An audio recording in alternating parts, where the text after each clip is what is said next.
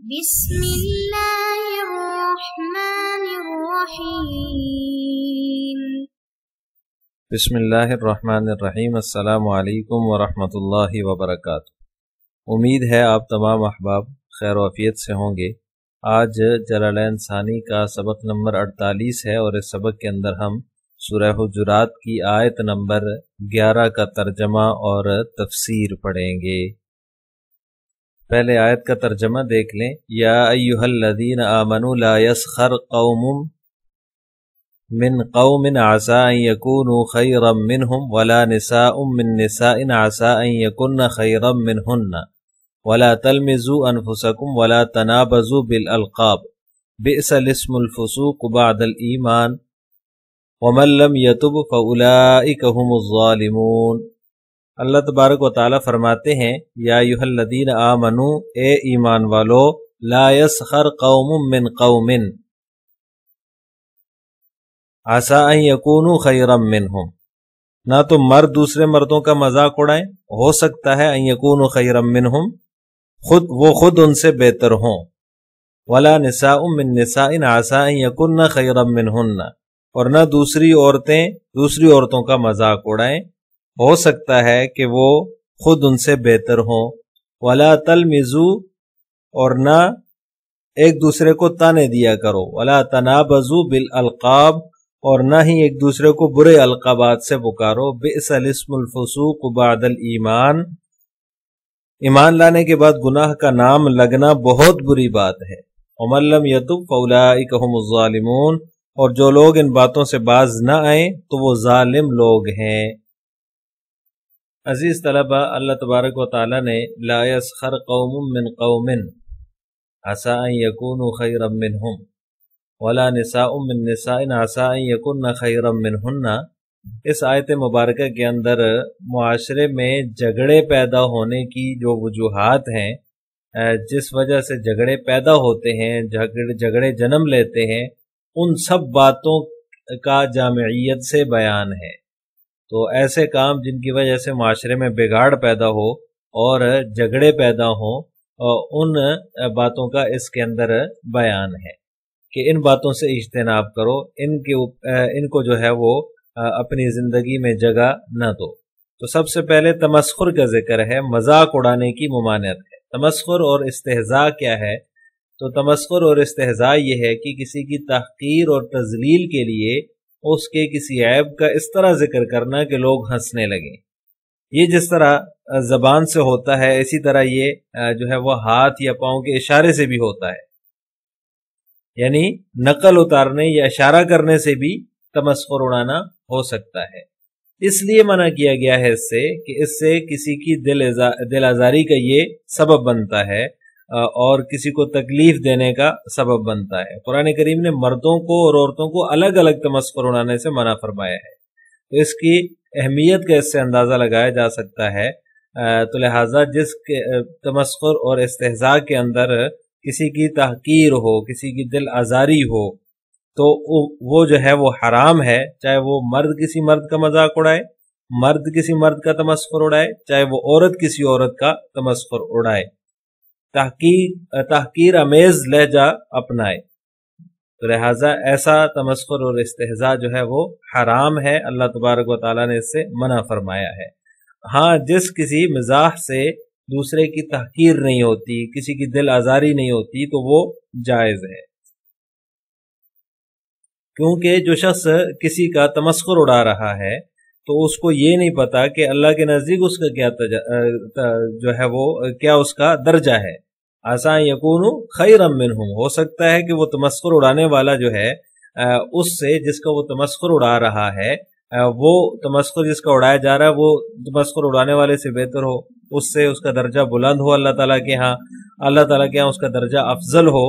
اسی طرح تمسخر اڑانے والی عورتوں کا بھی معاملہ ہے، شاید وہ عورت جس کا تمسخر اڑایا جا رہا ہے، جس کا استہزاء کیا جا رہا ہے، وہ اللہ کے نزدیک تمسخر کرنے والی عورت سے زیادہ افضل ہو، زیادہ بہتر ہو۔ صحیح مسلم کی حدیث ہے، حضرت ابو ہریرہ رضی اللہ تعالیٰ عنہ سے مروی ہے، وہ فرماتے ہیں رسول اللہ صلی اللہ علیہ وسلم نے ارشاد فرمایا، اللہ تعالیٰ مسلمانوں کی صورتوں کو اور ان کے مال و دولت کو نہیں دیکھتا. اللہ تعالیٰ کی نظر جو ہے وہ مسلمانوں کی صورتوں اور مال و دولت پر نہیں ہے، بلکہ وہ ان کے قلوب اور اعمال کو دیکھتا ہے.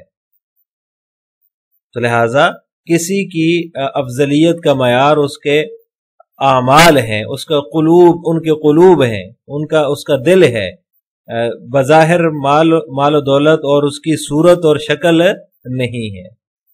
پھر اس کے بعد فرمایا ولا تلمزو، کسی کو تانا نہ دو. تانا زنی بھی یہ بھی دل دکھانے والی چیز ہے، اس سے بھی دل آزاری ہوتی ہے.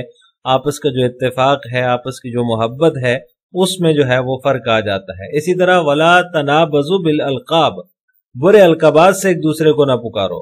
مثلا کسی کو فاسق کہہ دینا، کسی کو منافق کہہ دینا، کسی کو کافر کہہ دینا، کسی کو یہودی کہہ دینا، کسی کو ہندو کہہ دینا. تو یہ جو ہے یہ ساری ایسی چیزیں ہیں جس سے سامنے والے کی دل آزاری ہوتی ہے. یا پھر اسی طرح اگر کسی کے کئی نام ہیں تو ان میں سے جو برا نام ہے اس سے اس کو پکارنا، کسی کو لنگڑا کہہ دینا، کسی کو کانا اور کیا کہتے ہیں اندھا کہہ دینا. اسی طرح جتنی بھی صفات مذمومہ ہیں، ایسی صفات جو کہ بری صفات ہیں یا ایسے اوصاف اس میں موجود ہیں، تو یہ سب ممنوع چیزیں ہیں، حرام چیزیں ہیں، کیونکہ یہ ساری باتیں باہمی رنجش کا باعث ہیں، باہمی عداوت کا باعث ہیں اور دل دکھانے والی چیزیں ہیں. اور اس کے بعد اللہ تبارک و تعالیٰ نے فرمایا بئس الاسم الفسوق بعد الایمان، مزید تاکید پیدا کرنے کے لیے فرمایا کہ ایمان لانے کے بعد برے ناموں سے یاد کرنا یہ بری بات ہے. اگر کسی نے تمسخر، استہزاء یا طنز کیا یا کسی کو برے لقب سے یاد کیا تو اسے چاہیے کہ وہ شرمندہ ہو کر توبہ کر لے. اگر ایسے لوگوں نے توبہ نہ کی اولئک هم الظالمون، تو وہی لوگ ظالم اور گناہگار ہیں اور دل دکھانے والے ہیں. لہٰذا کسی کو برے القابات سے پکارنا، کسی کو تانا دینا، کسی کو جو ہے وہ اس کا تمسخر کرنا، استہزاء اڑانا، یہ ساری چیزیں ایسی ہیں جس سے دل آزاری ہوتی ہے. حدیث میں آتا ہے کہ رسول اللہ صلی اللہ علیہ وسلم کی جو اہلیہ تھی حضرت صفیہ رضی اللہ تعالیٰ عنہ، وہ پہلے یہودی تھیں، یعنی کہ ان کا دین جو تھا وہ یہودی دین پر تھی. ان کا جو ہے وہ اونٹ بیمار ہو گیا، تو آپ صلی اللہ علیہ وسلم نے اپنی دوسری اہلیہ زینب بنت جہش رضی اللہ تعالیٰ عنہ سے فرمایا کہ اسے ایک اونٹ دے دو. تو انہوں نے کہا کہ میں اس یہودی عورت کو دے دوں. رسول اللہ صلی اللہ علیہ وسلم ان کے اس جواب کی وجہ سے جو ہے وہ سخت غصہ ہوئے، اور پھر جو ہے وہ جتنا عرصہ بھی تھا، یعنی کہ اس کے بعد کا کچھ ایسا عرصہ گزرا کہ حضرت زینب رضی اللہ تعالی عنہا سے انہوں نے تعلقات نہیں رکھے. یعنی یہ سن 6 ہجری کا واقعہ ہے، اور اس میں 3 مہینے کا روایات میں آتا ہے کہ 3 مہینے ذی الحج، محرم، سفر کا کچھ حصہ، گویا کہ سفر ہو گیا 3 مہینے ہو گئے، ایسا گزرا ہے جس میں حضرت زینب رضی اللہ تعالی عنہا سے آپ صلی اللہ علیہ وسلم نے کوئی تعلقات نہیں رکھے، صرف اس جملے کی وجہ سے کہ اتنا سخت جملہ انہوں نے کہہ دیا، اور آپ صلی اللہ علیہ وسلم کو سخت غصہ آیا اس پر. اسی طرح حضرت ابن عباس رضی اللہ تعالیٰ عنہما فرماتے ہیں وَلَا تَنَابَزُوا بِالْأَلْقَابِ سے مراد یہ ہے کہ کسی شخص نے کوئی گناہ کیا یا کوئی بھی برا عمل کیا، پھر اس سے وہ توبہ تائب ہو گیا، اس کے بعد اس برے عمل کے عنوان سے اس کو پکارا جائے. مثلا کسی نے چوری کی تو اس کو چور کہا جائے، کسی نے زنا کیا تو اس کو زانی کہا جائے. یعنی پہلے وہ توبہ طائب ہو چکا ہے، اس کے بعد اس کو شرابی، زانی، چور کچھ بھی کہا جائے تو یہ اس سے مراد ہے.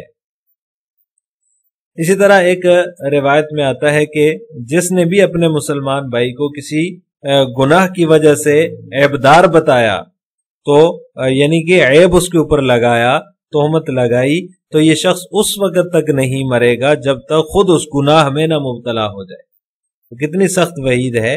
وَلَا تَنَابَزُوا بِالْأَلْقَابِ، اسی لیے اللہ تبارک و تعالیٰ نے منع فرمایا ہے، اور فرمایا بئس الاسم الفسوق بعد الایمان، ایمان کے بعد گناہ کا نام لگنا برا ہے. تو لہٰذا اگر تم مومن ہو تو کسی کا مذاق نہ بناؤ، کسی کا مذاق بناؤ گے، کسی پر عیب لگاؤ گے، برے لقب سے پکارو گے، تو یہ فسق کا کام ہوگا، گناہ کا کام ہوگا. لوگ کہیں گے دیکھیں وہ آدمی فاسق ہے، مسلمان ہو کر گناہگار ہے، گناہگاری کے اور فسق کے کام کرتا ہے مسلمان ہو کر، تو اپنی ذات کو برائی سے موصوف کرنا یہ کتنی بری بات ہے کہ کوئی مومن ہو اور اس کی شہرت جو ہے وہ گناہگار کی حیثیت سے ہو، فاسق کی حیثیت سے ہو، تو یہ کتنی ہی جو ہے وہ بری بات ہے۔ مسلمانوں کو یہ چیز زیب نہیں دیتی، اس لیے ان تمام چیزوں سے جو اس آیت مبارکہ کے اندر بیان ہوئی ہیں، اسی طرح حدیث مبارکہ کے اندر بیان ہوئی ہیں، ان تمام چیزوں سے اپنے آپ کو بچانا ضروری ہے۔ اب اس آیت کی تفسیر جلالین ملاحظہ ہو، یا ایھا الذین آمنوا لا یسخر الآیہ نزلت فی وفد تمیم حین ساخروا من فقراء المسلمین کعمار و صہیب رضی اللہ تعالی عنہما۔ اس عبارت سے مصنف کی مراد جو ہے وہ اس آیت کا شان نزول بیان کرنا ہے۔ مصنف فرماتے ہیں کہ یہ جو آیت ہے یہ وفد تمیم کے بارے میں نازل ہوئی ہے، جس وقت انہوں نے مسلمان فقراء کا مذاق اڑایا، جیسا کہ حضرت عمار ہیں، حضرت صہیب رضی اللہ تعالیٰ عنہما ہیں، جب ان کا مذاق اڑایا تو اس وقت یہ آیت نازل ہوئی۔ وَالسُّخْرِيَّةُ الْإِزْدِرَاءُ وَالْإِحْتِقَارُ، اور سخریہ یعنی مذاق اڑانے کا مطلب مصنف بیان فرما رہے ہیں، اس کی تفسیر فرما رہے ہیں کہ سخریہ کسے کہتے ہیں۔ سخریہ کہتے ہیں تحقیر اور تذلیل کو۔ قوم ای رجال منکم، مصنف فرما رہے ہیں کہ قوم سے رجال مراد ہے، یعنی کہ مردوں کا مذاق نہ اڑائیں، منکم تم میں سے، من قوم مردوں کا مذاق نہ اڑائیں۔ تو لہٰذا اس سے مصنف نے اس بات کی طرف اشارہ کیا کہ قوم جو ہے یہ اس میں جمع ہے جو کہ رجالن کے معنی میں ہے، چونکہ یہاں پر نساء ان کے مقابلے میں، نساء کے مقابلے میں قومن آ رہا ہے، تو اس سے یہاں مراد مرد ہوں گے جیسے کہ مصنف نے ذکر کیا ہے، اور عربی کی لغت کے اندر قومن رجال کے معنی میں استعمال ہوا ہے۔ عَسَىٰ يَكُونُوا خَيْرًا مِّنْهُمْ عِندَ اللَّهِ، ہو سکتا ہے کہ جس کا مذاق اڑایا جا رہا ہے وہ بہتر ہو ان سے اللہ تعالیٰ کے نزدیک۔ وَلَا نِسَاءٌ مِّنْكُم مِّن نِسَاءٍ، اور نہ ہی تم میں سے کوئی عورت دوسری عورت کا مذاق بنائے، مذاق اڑائے۔ عَسَىٰ يَكُونُ خَيْرًا مِّنْهُنَّ، ہو سکتا ہے کہ جس کا مذاق اڑایا جا رہا ہو وہ عورت اللہ تعالیٰ کے ہاں زیادہ افضل ہو۔ وَلَا تَلْمِزُوا أَنفُسَكُمْ، اور ایک دوسرے کو تانا مت دو، ایک دوسرے کو عیب نہ لگاؤ۔ ای لا تعیبوا فتعابوا، یعنی کہ مصنف رحمہ اللہ تعالیٰ فرما رہے ہیں کہ تم عیب جوئی کرو تو تمہاری عیب جوئی کی جائے، یعنی کوئی کسی کی عیب جوئی نہ کرے، اگر وہ کسی کے اوپر عیب لگائے گا تو اس کے اوپر بھی عیب لگایا جائے گا۔ ای لا یعیب بعضکم بعضا، کہ ایک دوسرے کی عیب جوئی نہ کرے۔ یہ لا تلمزوا انفسکم کی ایک توجیہ ہے، یعنی اگر تم دوسروں کا عیب نکالو گے تو لوگ تمہارا عیب نکالیں گے، تو اس طرح گویا خود تم اپنا عیب نکال رہے ہو، جیسے من ضحک ضحک کہا جاتا ہے عربی کے اندر، تو یہ بھی اسی طرح ہے کہ لا تعیبوا فتعابوا، تم عیب لگاؤ گے تو تمہارا بھی عیب لگایا جائے گا، جیسے کہ نبی کریم صلی اللہ علیہ وسلم نے فرمایا لا تسبوا آباءکم، اپنے آباؤں کو گالی نہ دو۔ تو صحابہ نے پوچھا یا رسول اللہ اپنے ہی آبا کو کون گالی دیتا ہے؟ تو آپ نے فرمایا کہ کسی کے آبا کو گالی دو گے تو وہ جواب میں تمہیں گالی دے گا، تو گویا کہ تم اپنے آبا کو گالی دینے والے ہوئے، تو یہ بھی اسی کے قبیل سے ہے۔ وَلَا تَنَابَزُوا بِالْأَلْقَابِ، اور ایک دوسرے کو برے القاب سے نہ پکارو۔ ای لا يدعو بعضکم بعضا بلقب یکرہہ، یعنی مصنف اس کی تفسیر بیان فرما رہے ہیں کہ ایک دوسرے کو ایسے لقب سے نہ پکارو جس کو وہ ناپسند کرتا ہے۔ وَمِنْهُ یا فاسق یا کافر، جیسا کہ یا فاسق یا کافر کسی کو کہنا، اس سے مراد یہ ہے کہ کسی کو ایسا برا لقب نہ کہو جس کو وہ ناپسند کرے۔ بئس الاسم ای المذکور من السخریۃ واللمز والتنابز، برا نام ہے ای المذکور من السخریۃ واللمز والتنابز۔ اس عبارت سے مصنف رحمہ اللہ تعالیٰ کی غرض جو ہے وہ ایک سوال کا جواب دینا۔ سوال یہ کہ الاسم کے اوپر جو الف لام ہے یہ عہد کا ہے جو کہ جمع پر دلالت کرتا ہے، اور مراد جو ہے وہ اسماء ثلاثہ ہیں جو تین مذکور ہو چکے، سخریہ، لمز اور تنابز۔ تو لہٰذا مناسب یہ تھا کہ الاسم مفرد لانے کی بجائے الاسماء کہا جاتا، بئس الاسماء کہا جاتا، تو اس کا جواب یہ دیا جاتا ہے کہ اسم یہاں ذکر مشہور کے معنی میں ہے، جو جیسا کہ عرب جو ہے وہ اس کو ذکر مشہور کے معنی میں مانتے ہیں، اسماء ثلاثۃ المذکور کے معنی میں ہے، لہذا الاسم کا مفرد لانا بھی صحیح ہے، یعنی کہ اسماء ثلاثۃ المذکور کے معنی میں ہوگا، جیسے کہ مصنف نے ذکر کیا المذکور من السخریۃ واللمز والتنابز، اور اسم سے مراد ذکر اور شہرت ہے، نہ کہ وہ اسم جو کہ حرف یا فعل کے مقابلے میں آتا ہے، اور نہ ہی یہ علم کے معنی میں ہے، اور یہ جو ہے وہ اس اسم کے معنی میں ہے جس کے معنی جو ہے وہ بلند ہونے کے ہیں۔ الفسوق بعد الایمان بدل من الاسم، یہاں سے مصنف اس کی ترکیب کو بیان فرما رہے ہیں کہ یہ جو الفسوق ہے یہ اسم سے بدل بن رہا ہے، تو اس کی ترکیب یہ ہو جائے گی بئسا جو ہے یہ فعل ماضی ہے، الاسم اس کا فاعل ہے، اور الفسوق جو ہے وہ الاسم سے بدل بن جائے گا، تو لہٰذا اس ترکیب کو مصنف نے اختیار کیا ہے، تو اس صورت میں مخصوص پہ ضم جو ہے وہ محذوف ہوگا، آئی ہوا، یعنی کہ ہوا جو ہے وہ مخصوص بے ضم جو ہے وہ یہاں پر محذوف ہے۔ لِإِفَادَةِ أَنَّهُ فِسْقٌ لِتَكَرُّرِهِ عَادَةً، مصنف رحمہ اللہ تعالی فرماتے ہیں کہ یعنی جو سخریہ اوپر جو مذکور ہوئے ہیں، سخریہ، لمز اور تنابز جو ہے، تین چیزیں جو اوپر مذکور ہوئی ہیں، وہ جو ہے وہ اگرچہ گناہ صغیرہ ہیں، انہو فسق لتکررہ عادتاً، مگر جب صغیرہ پر اصرار کیا جائے تو اس کا یعنی اس کا بار بار اس کو کیا جائے تو وہ گناہ کبیرہ بن جاتا ہے۔ عام طور پر عادتاً ایسا ہی ہوتا ہے کہ انسان ان القابات کو دوبارہ بار بار پکارتا ہے، بار بار دہراتا ہے، تو اس لیے یہ جو ہے وہ گناہ کبیرہ ہیں۔ لِإِفَادَةِ أَنَّهُ فِسْقٌ لِتَكَرُّرِهِ عَادَةً، بار بار عادتاً اس کو دہرانے کی وجہ سے یہ گناہ کبیرہ بن جاتا ہے۔